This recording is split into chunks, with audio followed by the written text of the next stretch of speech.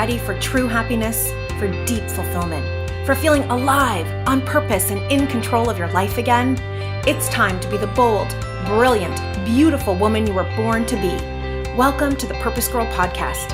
I'm women's happiness and life purpose expert Karen Rockkind, and I'm going to teach you how to live on purpose, feel alive, and be happy in every aspect of life. I'm going to get real about my life and interview women who are living on purpose so that you can finally live yours. Welcome to the show.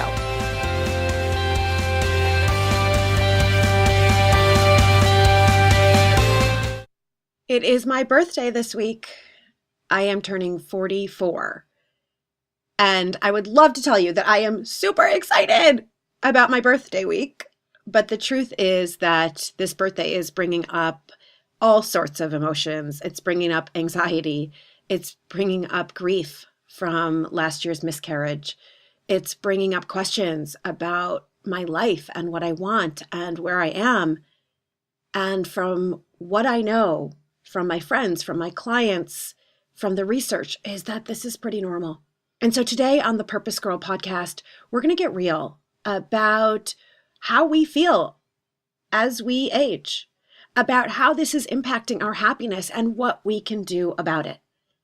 I am going to get super real with you. I'm going to get super honest because I believe that that is the only way.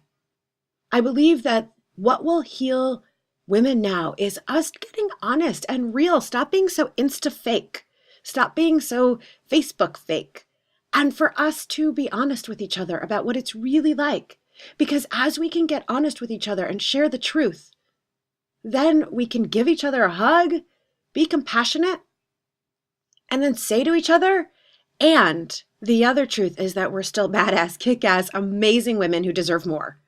And so you want to stay on for the entire podcast because I will be giving tips that I have been putting into place, that I am committing to put into place, all about how we can be happy at every age, how we can live our best life at every age, including shifting what happiness actually means. So I am having a hard time turning 44. When I got divorced at 26, I felt horrible about myself. There was a part of me that was so excited about my future, and I was already going online to shop for men and to envision what my next wedding would be like and who I would be with. And at the same time, I felt like such a failure, such a loser. And I also started to feel like maybe I will never be a mom. And then I had this image, this inkling, I'm going to be a mom at 42. And for the next 14, 15 years or so, I felt pretty confident in that. When I met Josh, I wasn't even sure I wanted to be a mom anymore. I was starting this work. I was coaching women. I had big dreams and big visions about being in front of thousands of women and each of you on your feet, screaming yes with your hands in the air, that you were empowered, that you were happier, that you were going to live your purpose, live your dreams. And I thought, when I die, I would rather have millions of women say that I impacted their life than one child say that I did. That was when I married Josh. And just a few months later, we went to Italy on a delayed honeymoon. And after a few glasses of wine, we went back to our hotel and we started making out. And I was like, oh, don't use a condom. Let's just see what happens. First time in our relationship with no protection. And I get pregnant. And I will tell you, I was freaking out. Like the period didn't come. And then another day it didn't come. Another day it didn't come. And then I took the test and my eyes were like so wide-eyed. We went to the doctor and I was sucking on a lollipop that the doctor gave me. I was so freaked out. It looked like a child that, was just not knowing what to do with herself. And then I got used to the idea of being pregnant. Then I got really excited about it. Then we started envisioning the room and how we would read to our child. We started envisioning and talking about what we would teach our child. I started a journal where I was writing to her every day. We were coming up with names and taking pictures of my belly. And then a couple of months later, I lost the baby. I started bleeding and went to the hospital and miscarried right there. That baby, that spirit that was in me for just a couple of months, showed me how much I wanted to be a mom. And I thought, okay, I understood why I had this miscarriage. I needed that to know that I really did want to be a mom. And I remembered my dream, my knowing, my inner knowing that I was going to have a baby at 42. And so it made sense to me that I would miscarry at 40 because I wasn't supposed to be pregnant at 40. I was supposed to be pregnant at 41 so that I could deliver and have a baby at 42, just like my younger 26 or 27-year-old self had known. But the entire year went by and no pregnancy. And then we went to a fertility specialist who basically told me that I am old. Looked at my husband, Josh. We did all these tests. We went in all the time for different, throughout a month for them to do all these tests. And he looked at Josh and he said, "You have the sperm of a 25-year-old. And he looked at me and he said, "Well, you're 41. What do you expect? You're old." Bedside manner, this guy did not have. And I burst into tears and hyperventilated and left that office and have never gone back. But we got pregnant so easily the first time, I thought it would be easy. And so then I went through another year, and this time I changed my diet, and I worked with a nutritionist, yogi, fertility person, did more around tracking my ovulation. And about a year later, we got pregnant again. We got pregnant 2 days before my 43rd birthday. We got pregnant when I was 42. This is exactly a year ago. And then on Rosh Hashanah, the Jewish New Year, I was late, and I am never late. My period is never late, except for if I'm pregnant. And so on Rosh Hashanah, the Jewish New Year, I woke up and I took a pregnancy test, and there was the result. I was pregnant. And I ran from the bathroom back to our bedroom, and I said to Josh, I woke him up, I shook him, and I woke him up. And I showed him the test and I said, "We did it! We did it!" 2 years after the first one, we did it. And I got pregnant at 42, just like my 26 or 27-year-old self had known. And we were finding out on Rosh Hashanah, the Jewish New Year, it was perfect. I was sure this was it. And then again, about 2 months later, I miscarried. This time I went to the doctor. We went to the doctor to see the heartbeat. And when she put the X-ray machine, I don't know what it's called, but when she went to do the sonogram and I looked at the screen, the monitor, and saw my uterus and saw the sac, there was no heartbeat. There was no baby. And this miscarriage, my friends, really hit me hard. I don't know if you have been through any fertility challenges or you know anyone who has, but it is hard. And though fertility impacts men and women, this is something that is unique to us women. We are the only ones who know what it is like to be pregnant, to have a being growing inside of us, and then to lose it. And because men's sperm tend to be, not every man's sperm, but in general, men's sperm tends to be viable for their entire lives. And of course, my husband has the sperm of a 25-year-old, right? What that doctor said. Men cannot understand. They don't know what it's like to be the one who is growing old and be the one, even I don't feel old, but be the one whose age is impacting whether they can have a child. And so I became severely depressed last fall. And here I was, at the same time, I was being hired to speak about happiness on stages all over the world. I was coaching women, and I was doing my best. My clients who have been with me for a while, or my groups, they all knew. I had to be honest, of course, and I have been honest. I've posted about it on Facebook and Instagram because I think it's important that we start getting honest, because otherwise we think that we are alone. You think you are the only one going through it. Recently, I started working with a new client who is around 30, and she is starting to feel some third life crisis, looking at her life saying, is this all there is? Feeling anxious, feeling depressed. And she thought she was the only one because none of her friends are talking about it. And I said to her, I gave her a huge hug. I said, oh no, you are not alone. I bet many of your friends are experiencing this, but everyone is trying to just pretend to be happy. Everyone is only putting their best pictures on Instagram. Everyone is only talking about their successes. They're not talking about the inner truth. And it's nothing to be afraid of. If we could just talk about it, we could normalize it. And if we normalize it, then we don't have to make such a big deal about it. Like, yeah, I'm feeling down today. I'm feeling depressed today. Oh God, anxiety came to me. Okay, I'm going to go for a run. Okay, I'm going to dance it out. Okay, I'm going to scream it out. Okay, cool. Now let's go hang out. Right? We could normalize it. And one of the reasons why women are more depressed than men is that everyone has told us our whole lives, we're too emotional. We're too sensitive. They've told us, just smile. You're so pretty when you smile. Just be happy. And this might seem counter to being a happiness expert and telling you no more with the just be happy.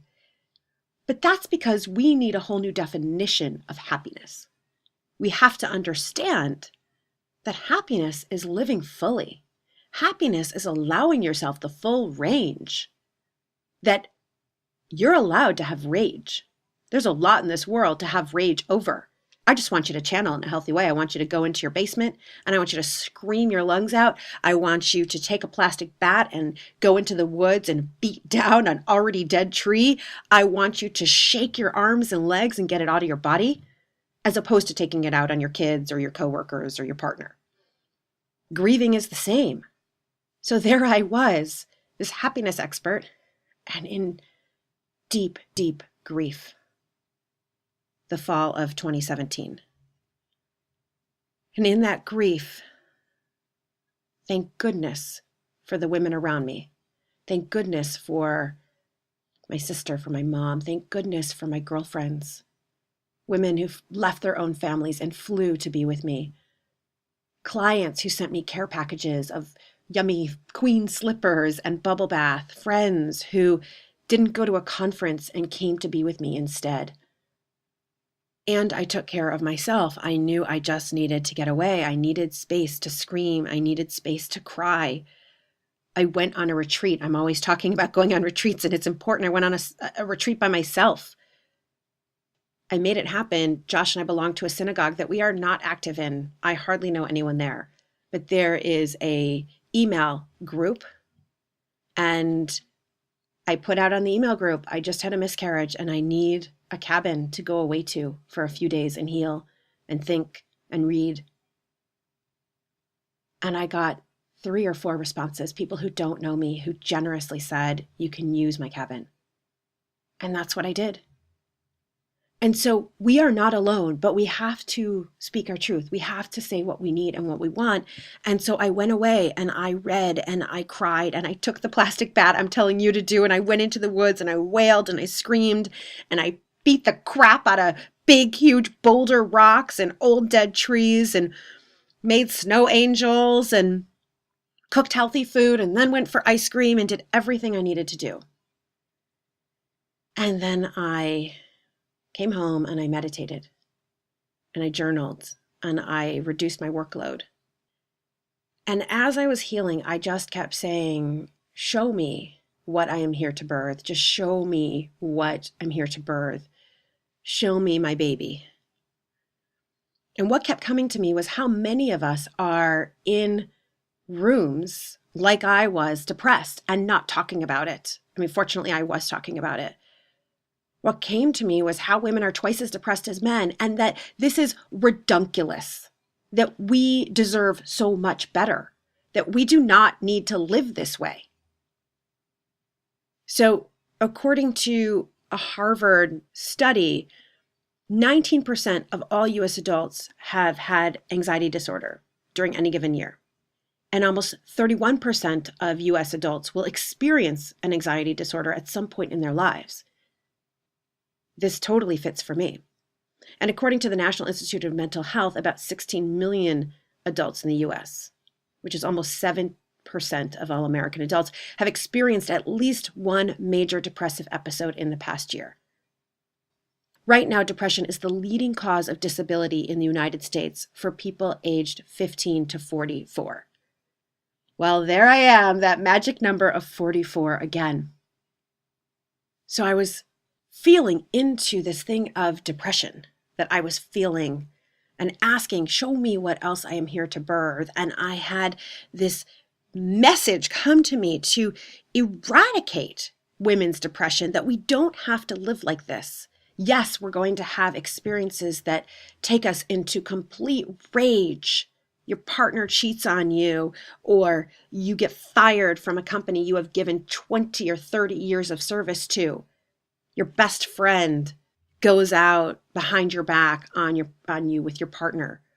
And you're going to have experiences of deep, deep sadness and grief, like the miscarriages for me.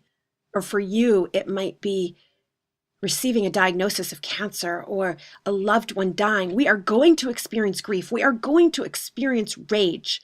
And we have to allow ourselves to actually experience it. And know that that's normal. That's okay. That's healthy.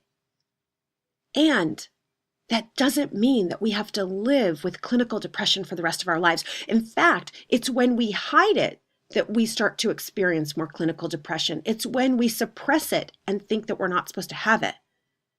And so I started researching, what are all the reasons? Why are women more depressed than men? I posted it on my Facebook page, just my regular Facebook personal page. And I got almost 100 responses, women saying to me, we're so depressed because everyone's telling us to be perfect. We're so depressed because no one's showing us that it's okay to be normal. We're so depressed because we're trying to take care of everything and everyone. We've got to spin 14 plates at the same time and have perfectly manicured fingernails while we do it. We're so depressed because we're underappreciated. And I started researching, and there are about 8 major reasons why we are more depressed than men. Everything from our body image. More than 80% of women dislike their bodies in some way. I mean, how much of our mental capacity is going to that? Enough, right? Also, we ruminate more. We think about the negative stuff more. We twirl it over and over and over again in our heads, like we don't let it go, something that happened in the past. We get stuck in our grief, in our rage, without letting it out in a healthy way and without learning how to grow from trauma. There are other reasons. There are so many reasons, and we don't have to live this way. So as I was doing the research, I started mapping out, what do I know from positive psychology? What do I know from the divine feminine, from living a fully feminine, sensual, beautiful life? What do I know about how we can live differently, how we can truly be happy? And I realized that for almost every reason why women are more depressed than men, there is a solution. And the number one solution is that we start coming together in sisterhood. And then I had this vision of women gathering in circles all over the world in sisterhood on the same day, raising awareness about our depression, being honest, having a safe place to share, and then cheerleading each other to self-love, cheerleading each other to happiness, cheerleading each other to live our joy, cheerleading each other to live a fully feminine, sensual, sexual, beautiful life, cheerleading each other to go after our true dreams. I had this vision. And I am beyond honored. I kept asking, show me what I'm here to birth. This is last fall, last winter, and Women's Global Happiness Day was born, the idea. And it is going down October 18th. The inaugural one will be October 18th, 2018. And already there are about 35 events being held all over the world. In Nigeria, in Dubai, New Zealand, Israel, all over the US, all over Canada. And it's growing. It's growing. If you want to host an event, contact me, Karen at KarenRockhind.com. Go to the website, womenshappy.com. So this amazing thing has been happening. It's been taking off just over the last month when I started publicizing it. It's been taking off. And so it's so exciting. And here I am about to have my birthday and I'm birthing this big movement. And some of the anxiety is coming back about what about a physical form of a baby? And some of the grief because it was last year around my birthday that we conceived. And the grief, it just so happens that my birthday is the day before Rosh Hashanah because every year Jewish holidays change based on a lunar calendar. So last year there was a space in between my birthday and Rosh Hashanah, and this year it's my birthday, which is basically when we conceived our baby. And then the next day is Rosh Hashanah, which is when we found out, and it's bringing up all sorts of emotions for me. It's literally, my friends, been making me a little bit crazy. Like the anxiety has been mounting. I can't decide what I want to do for my birthday. Do I want to go back to my family in Michigan? I was going to go to a University of Michigan football game, go blue, take Josh to his first game. Then I was going to have Rosh Hashanah with my family. It was going to be so fun. Or do I want to be grounded and home, really feeling into this coming year and journaling? My friends are all available. They've said, we'll take you out. We want to celebrate you. So this is like a great problem to have, that I've got people in Michigan who want to have my birthday with me, and I've got people here where I live who want to have and I can't decide. I've been like a little bit kind of crazy about it. But underneath that is because what's coming up for me is, who am I at 44? What do I want at 44? What I'm coming up against is this age that is a quote unquote advanced maternal age. This question, is it possible to have this thing that I want, which is to be a mother? Looking up midlife crisis in preparation for this podcast, I looked it up and psychologists do not all agree. Some say, yes, there is a midlife crisis, and some say, no, there isn't. Certainly, I know people who have lived through it, and the stereotype for a man is go get a Corvette, get a 25-year-old woman, cheat with her, have a baby with her. It's all about like prestige and stature and, virility, like spreading their seed at 50. For a woman, the quote unquote midlife depression is about identity. For us, because we give so much of our lives to everyone else, for us, it's about, who am I? We pause, whether that's at 30 years old, like the client I mentioned, or at 40 years old, or at 50. We pause and say, is this what I want? Is this all there is? Is there more? Who am I? Who am I now? Who am I now that I've had kids? Or who am I if I don't have kids? And we have more questions than we have answers. And it's the time to pause and stop and actually take stock of our lives. And actually get out of what everyone else has told us that we are supposed to do and supposed to have, and begin to go deep into our heart, into our souls, into what my mentor, Regina Thomashower, says, get into your pussy, because she knows, right? Your body will tell you what you desire. Our mind often doesn't know, I don't know, what do I want? Your body knows, because when you hear of something you want, your body gets all juiced up and excited and alive. And when it's something you aren't really sure about, or that may cause you anguish, you start to feel anxious. And we have to learn what our body is telling us. And that's a whole different podcast episode. But as I've been sitting in what is going on with me around this number, what is going on with me around my birthday, it is that this number feels now mid-40s. Before it was just, I'm early 40s. And I have been letting it get in my mind. What's been going on with me is the grief has been coming up, and I need the space to allow it. So what I've been doing, first, I was just getting all anxious and indecisive and unsure and upset and angry and depressed. What I've been now doing is every day dancing it out, turning on music that allows me to be in my sadness and allows me to grieve it out, move my body in whatever way I need to feel that grief.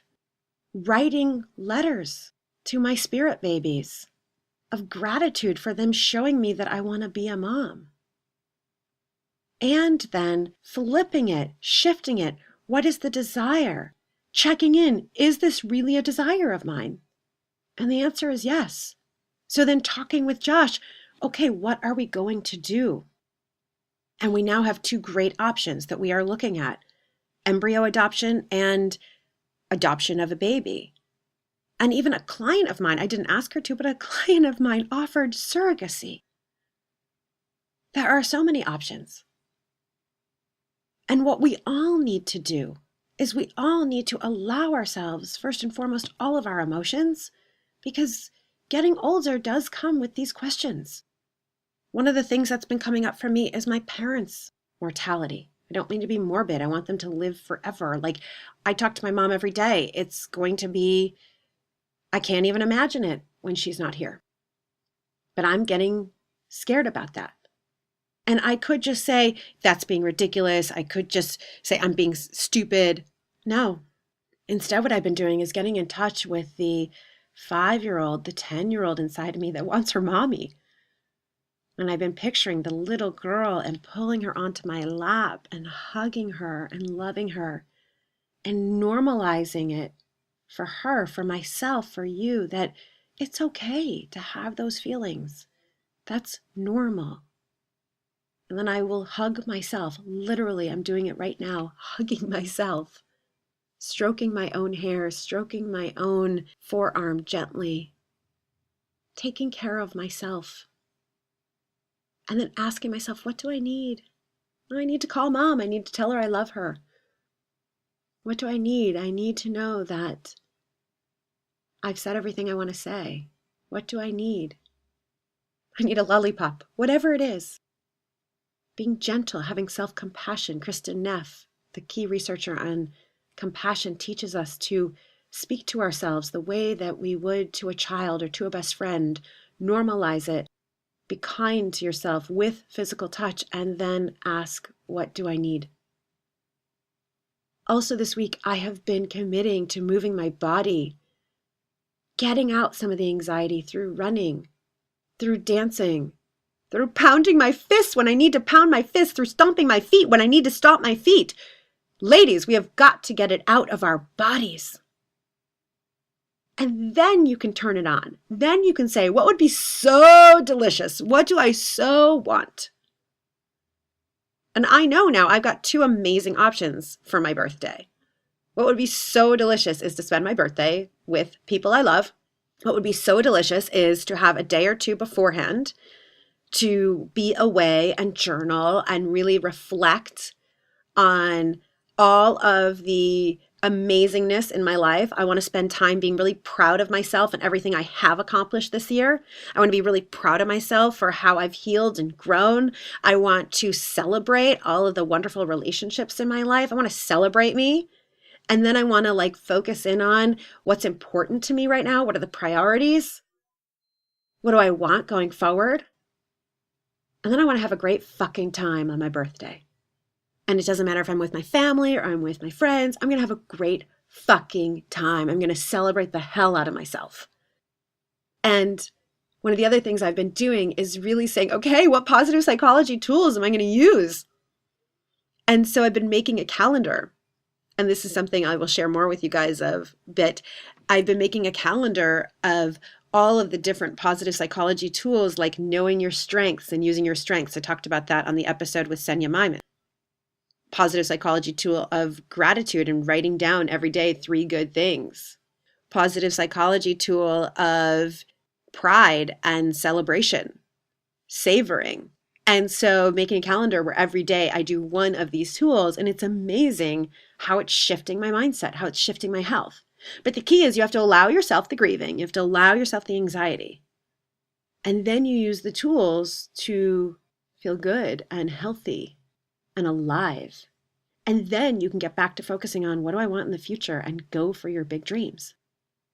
And so it's been, as you can tell, every emotion this week. So much excitement, so much pride, so much. I'm so humbled and honored by how people are responding to Women's Global Happiness Day.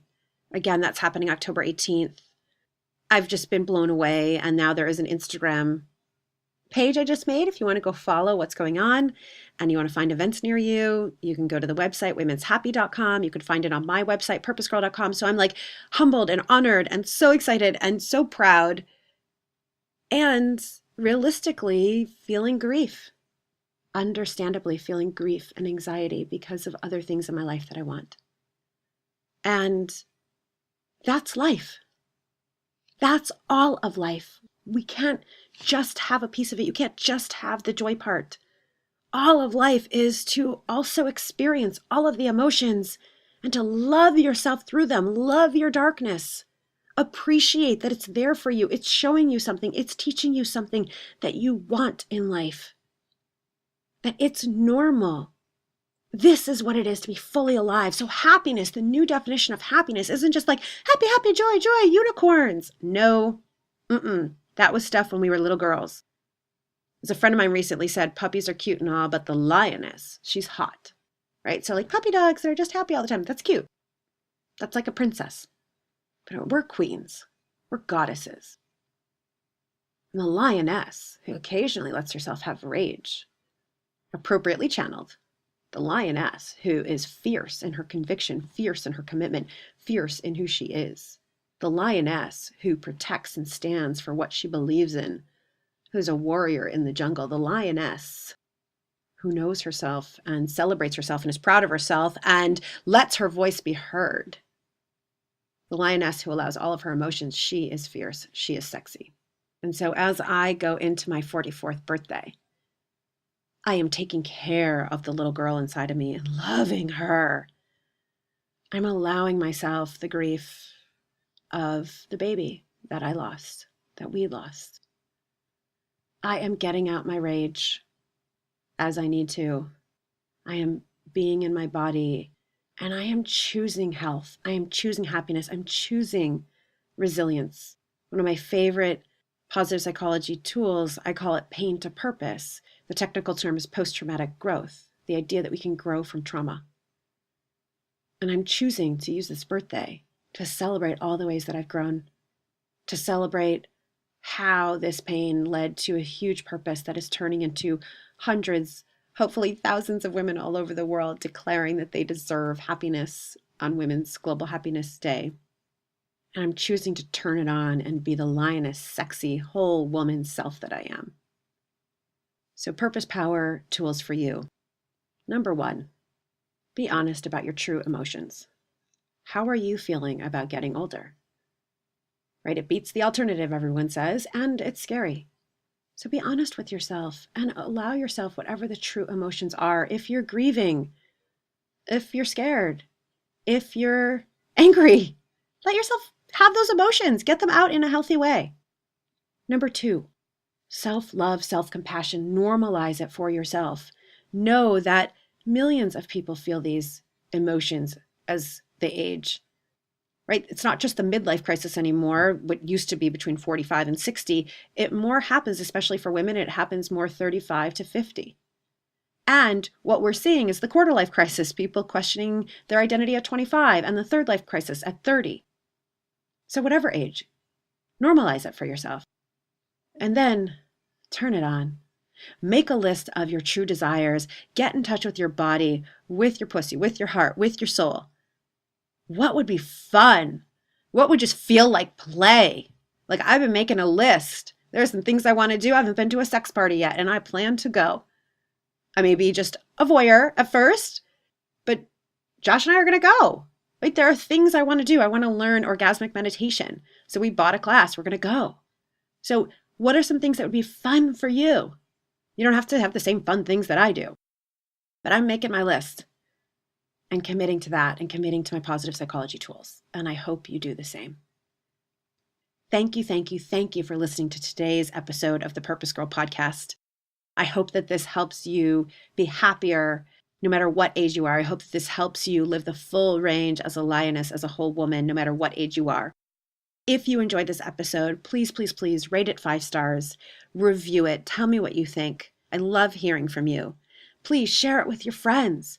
I get emails all the time from people that they want to share this with their mother or with their best friends, and that you do. So thank you for doing that. Like, we need to be sharing this. Make book club out of my podcast so you all can listen to it and then you can talk about it, right? Decide together that you're going to age in this awesome, lioness, sexy, badass way. Or share it with someone who's going through a fertility challenge. That's how we will heal and grow and kick ass as a community of women, is that we're going to do it together. We're going to share the truth, and then we're going to be together. So share this podcast, share it with your friends, share it with your family, share it with women colleagues, host, like I said, book clubs around it. And if you want more, please join my community. Go to PurposeGirl.com, sign up to get your free Living on Purpose guide. I send out emails about how to live your happiest life. I'll let you know in there how to live on purpose. I'll let you know in occasional emails when I am hosting events or retreats. And if you want more information on Women's Global Happiness Day, you can get that at PurposeGirl.com or go directly to the website womenshappy.com, WOMENS happy.com, womenshappy.com. I would love it if you are interested in hosting an event. It's super simple. You just gather 10 to 15 of your friends. I'll send you the curriculum, invite you to a training, and let me know who those friends are, and we will create our global community together. So if you're interested in being part of this movement, and I know you are because that's why you're listening to the podcast, then join us. And of course, please follow me on Instagram. Follow me personally at Karen Rockhind. Follow Women's Global Happiness Day. We have an account now. Woohoo! And on Facebook, Coach Karen Rockhind. And as always, may you live purposefully. May you love yourself, and may you love life. And happy birthday to me. Bye for now.